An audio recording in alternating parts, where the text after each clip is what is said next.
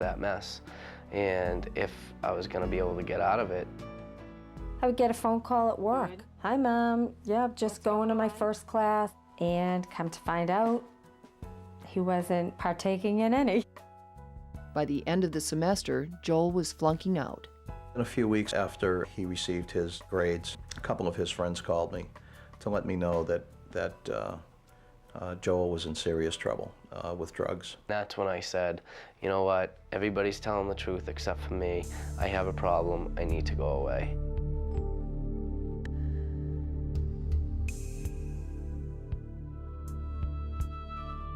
Joel went to detox to get the drugs out of his system. I thought, I didn't belong here, I was young. I hadn't done the things that these people had done. You know, these people are crazy. And then after sitting down and talking to them for a while, you know, we did a lot of the same things. And that's when I kind of realized I belong here. I'd sit there and think, all right, this is my chance. I messed up, you know, for a couple years, but this is my chance. I can really get better. After 2 weeks in detox, Joel flew to Florida to visit his grandparents. He thought detox had fixed his problem, and the days before he came home, he talked on the phone with his childhood friends. I remember saying, you know, I'm a new person. I'm not gonna do the things that I did before. You know, I'm not even gonna drink anymore. So I was on the airplane. I was feeling good. And that obsession hit, that thought that I could just get high one more time and be okay. So the plane landed, my parents picked me up, I made a phone call, I left my house, and I got high. Well, I was feeling worse than ever because my parents had a lot of faith in me again, and you know, they just spent that money on a rehab and flying me back and forth to Florida, and they had all this hope and all this faith, and then as soon as I get home, I get high. It's hard to stop using drugs when you're addicted. Joel's mother wanted him to take medicine that would make him go into withdrawal, make him sick if he used a drug like OxyContin again. Joel was agreeing to taking the pill every night. I made him move his tongue. I had the flashlight, but I couldn't see a thing in his mouth. So I felt he was clean. But Joel wasn't taking the pills. One morning, his mother found a piece of a pill in the bathroom. We didn't know what to do. We didn't know what to do. It was a life-crushing experience every time I looked at him. It was the feeling of despair that only a parent can have at the loss of a child. And that's what I felt like, that this was a loss.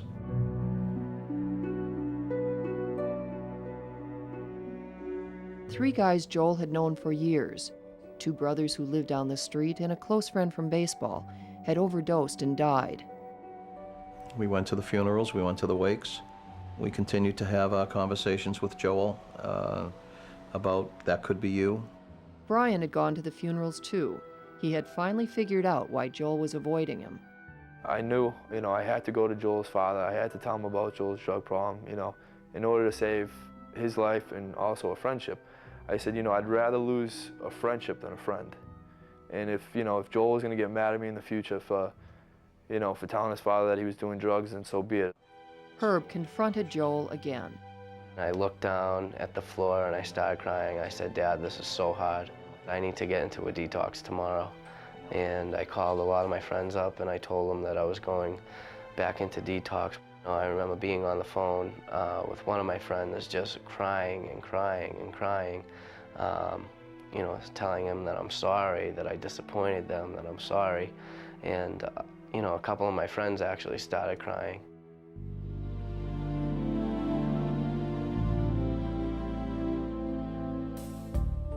This time, Joel committed himself to a 12-step recovery program.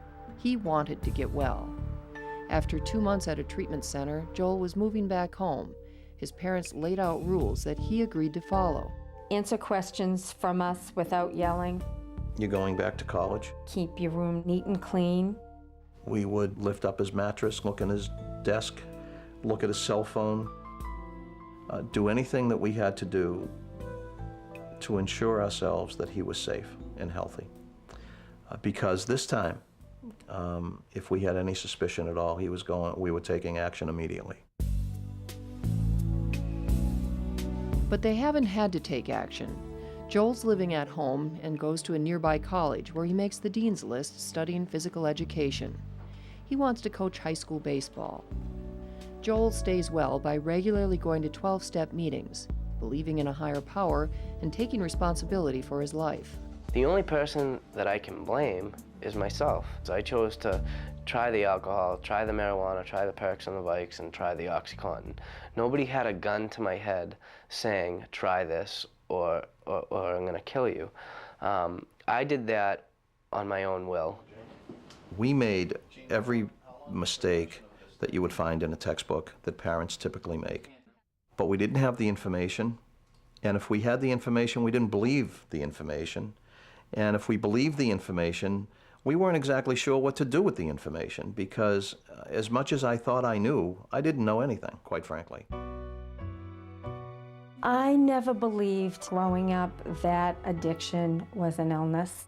Back in the 70s and 80s, you would hear of a drug addict and you would say, oh, that's, they have nothing else to do, they're using drugs.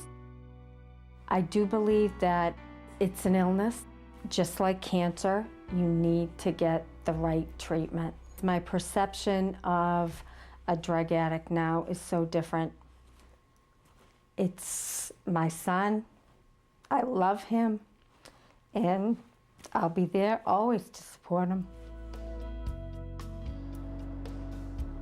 Most of the time I'm happy, but I'm normal. Normal people have bad days.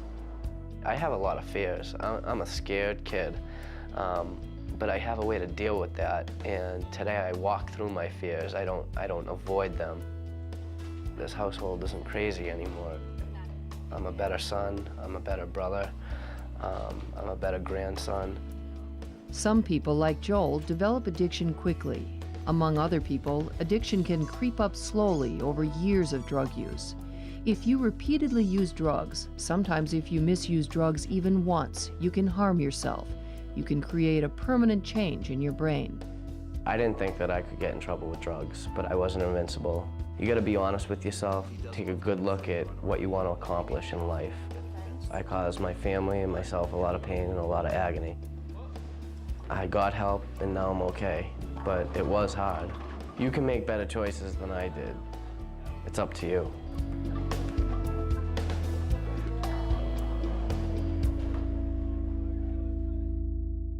When a doctor prescribes a drug, he or she has decided that the possible benefits of taking the medicine outweigh the risks. Some of the drugs that Joel abused are taken legally by people who need them to relieve pain. But there's nothing safe about taking drugs that are prescribed for someone else. Using drugs in ways a doctor didn't prescribe is dangerous. Joel's younger sister, Jillian, suspected that her brother was using drugs. He was constantly borrowing money from her, saying he needed a haircut or gas for his car. Friends hinted to Jillian that Joel was in trouble, but she never told anyone, not even her parents.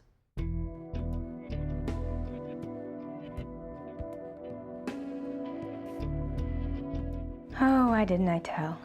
I didn't want him to get mad at me. I didn't want him to not be able to trust me.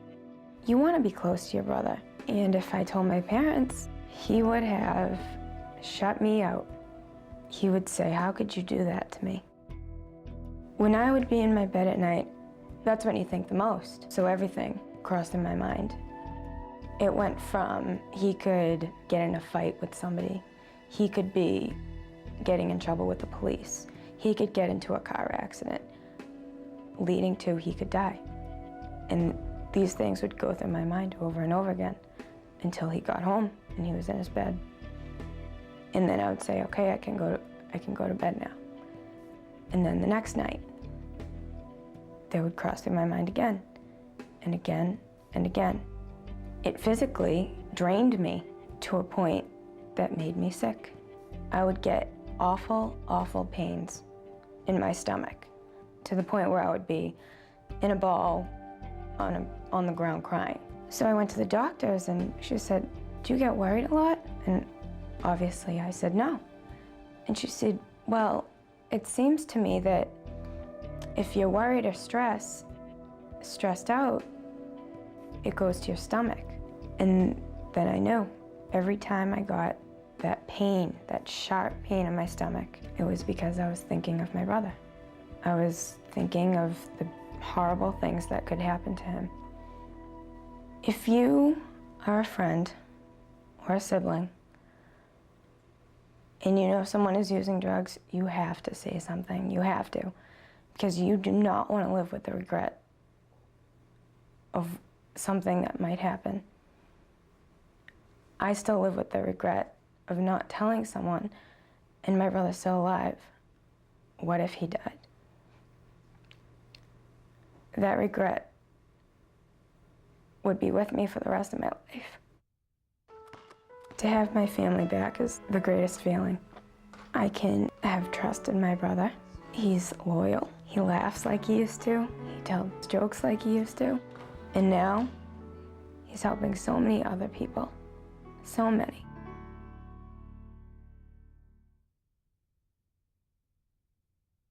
Many young people avoid using drugs. They give different reasons for making that choice. Trevor says using drugs would prevent him from reaching his goals. Here's his true story. Don't give up. Don't give in. Trevor is a young man with a big voice and big dreams. What I love about music is its ability to inspire people.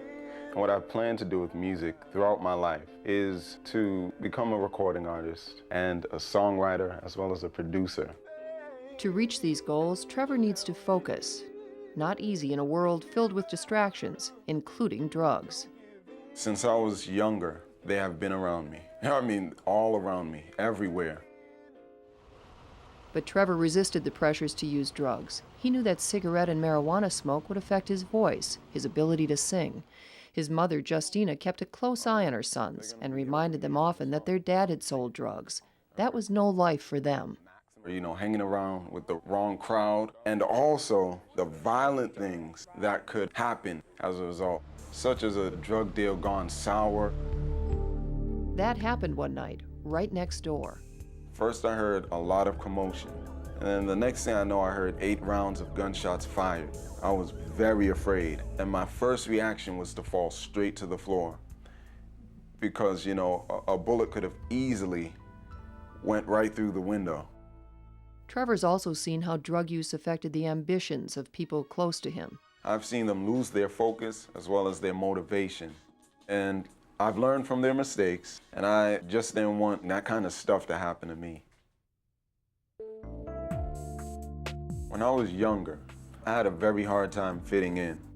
My schoolmates would call me stupid, geek, or you're ugly. And, you know, at the age that I was back then, that was a very hard thing to, and an awful thing to deal with. I had a few friends here and there, but still there was a level of rejection. I tried to dress a certain way, I tried to talk a certain way just to fit in, but just didn't really hit the mark. Trevor thinks using drugs might have been a quick way to get the approval of some classmates, but he wouldn't give in, even when their rejection left him deeply depressed. He remembers the worst day. The first thing that I did once I came in the house, I headed straight for my mother's bedroom. And I just broke down to her and I let her know how I felt. I let her know that I was sick and tired of, you know, being talked about, laughed at, and rejected by my peers. And I even let her know that I didn't even want to live anymore. I felt really saddened by that, and I was disturbed in my spirit, really, to know. But then I decided to look at him real closely, and I tried to encourage him with positive words. She'll say things like, you know, I love you, or things like, you know, you can make it, you're special. You know, she'll say kind things to me to really boost up my motivation. And that's really been key to me, just persevering and not letting the words of my peers get the best of me. Because life is precious. You know, there's more to live for than that. And I just try to show him a lot more love and keep him close, you know, a close watch on him. and make sure that, those words that he said wasn't really something that he really intended to do. Writing also helped Trevor deal with rejection. I've been rejected, misunderstood, laughed at, talked about, mistreated, and counted out as one who may not hit it big in life. But I believe there's true meaning to this. Trevor relied on his faith, too. He turned to his church, where friends and mentors understood and respected him. Eventually, the kids giving him a hard time backed off. They could see he wasn't going to change. Trevor's biggest reward so far? Being accepted into a respected music school. I really didn't know if I was going to get it or not. It was just a matter of faith and hoping for it. And to just be rewarded with the full tuition scholarship was just such an amazing experience for me. I'm so thankful, so thankful. Oh, I felt like the happiest parent on this earth. I didn't know what to do. I busted out a big old hallelujah, thank you, Lord. I screamed. I could feel it coming from the bottom of my belly. I was so happy for him. The temptations are still around me. Every day, I'm still trying to make the right choices and doing things that are productive. And another important factor is surrounding yourself with the right people. I don't think it's right to just tell someone to say no to drugs. I think the person just has to think things through and use good judgment and think about what could really happen as a result of using drugs. What kind of effect will it have on your health? What kind of effect will it have on those around you, your family members? So far, that approach is working, but Trevor's story could have had a different ending. I think that if I had used drugs, I would probably be dead by now, just considering all of the things that I've seen and have experienced. Don't give in. Trevor is a determined young man with the talent to match. Stand faith, yeah, and you shall win, yeah, oh yeah. Woo! Like Trevor, if you avoid using drugs, you won't get addicted. But if you do use drugs, you might be going down a dangerous path. Some people get addicted and don't recover. Others, like Joel, work hard to get well and get their lives back on track. So choose wisely. Your choices will affect you and those close to you for the rest of your life.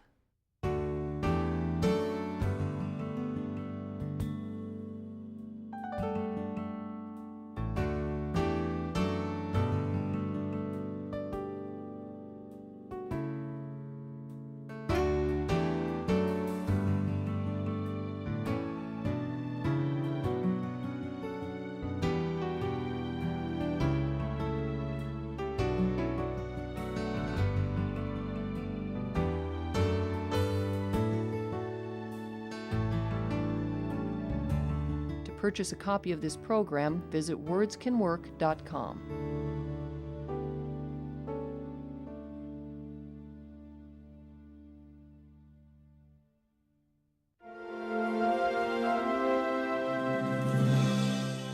Drugs, True Stories is a production of Blake Works.